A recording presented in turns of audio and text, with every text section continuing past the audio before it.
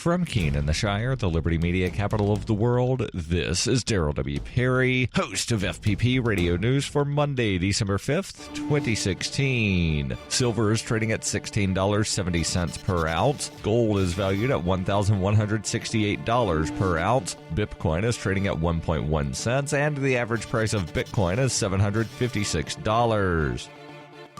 Antiwar.com reports following complaints from the Iraqi government, the United Nations has agreed to stop reporting casualty figures for the war against the Islamic State in Iraq, meaning that November's report of 1,959 deaths among Iraqi security forces will be the last deaths you'll be hearing about from them. Iraqi army officials claim the figure was an exaggeration, though they've offered no death toll of their own for the fighting. They further accused the United Nations report of hurting morale by making the death toll known. The Iraqi army further claimed that the UN report was a deliberate attempt by the international body to influence the course of Nineveh operations, and that they were deliberately providing false reports in favor of the Islamic State. The UN did note that they had requested casualty figures from the official Iraqi government sources, but never got a response, so they had to try to come up with their own figures. The UN says it will continue to report on civilian deaths in some parts of Iraq, but since they deliberately exclude the largest province, Anbar, this has always been of limited value anyhow.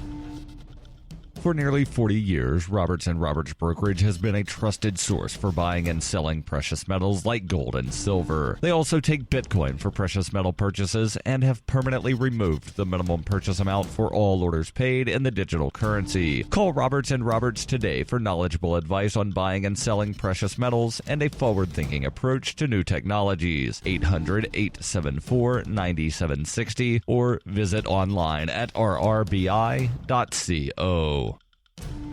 UPI reports President-elect Donald Trump threatened companies with a 35% tariffs on goods sold back to the United States if they move their operations outside the country. During a barrage of early morning tweets on Sunday, Trump warned of retribution or consequences for companies that move factories offshore. Trump said he plans to give companies incentives to stay in the United States by lowering corporate taxes and slashing regulations. Trump tweeted the United States is going to substantially reduce taxes and regulations on businesses, but any business that leaves our country for another country, fires its employees, builds a new factory or plant in another country, and then thinks it's going to sell products back to the United States without retribution or consequences is wrong. Trump added there will be a tax on our soon-to-be stronger border of 35% for these companies wanting to sell their products, cars, air conditioner units, etc. back across the border. This tax will make leaving financially difficult. Please be forewarned prior to making a very expensive mistake. The United States is open for business. Last week, Trump announced he had negotiated a deal to keep 1,000 of 1,400 jobs at a Carrier plant in Indianapolis instead of losing them to Mexico. Indiana promised to provide Carrier about $7 million in incentives and would invest $16 million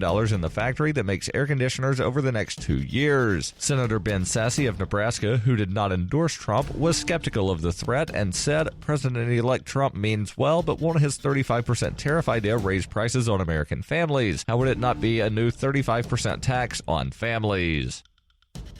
Are you an advocate for free market money? Do you promote Bitcoin as an alternative in a fiat-centric world? Then you need Spend a Bit in your arsenal, the search engine for things you can buy with Bitcoin. Spend a Bit aggregates millions of products from thousands of Bitcoin-enabled merchants. Keep your money in the free economy. Visit spendabit.co today. Bitcoin merchants, ask about our merchant suite to reach even more customers. Spendabit.co.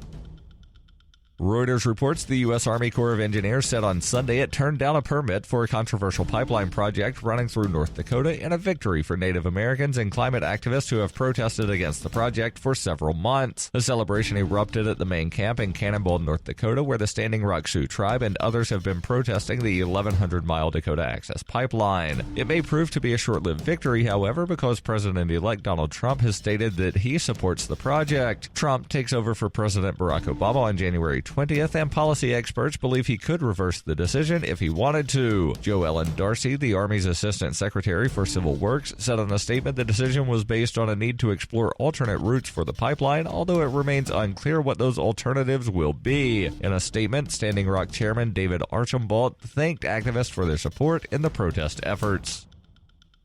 This has been FPP Radio News, online at fppradio.com.